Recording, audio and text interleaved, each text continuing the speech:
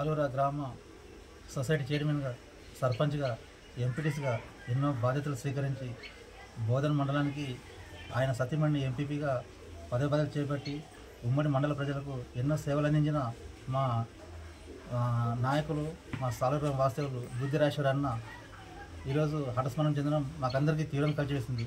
ఆయన లేని లోటు తీర్చలేనిది.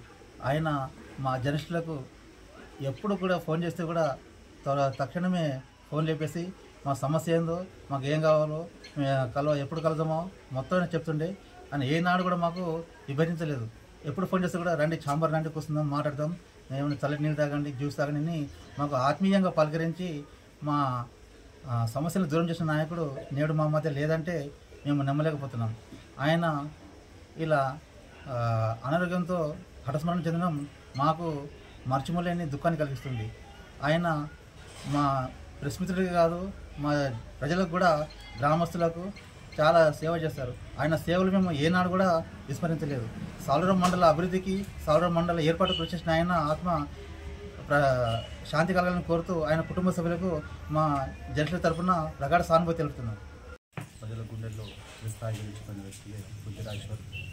ప్రతి ఒక్కరికి ఆదర్శవంతుడు.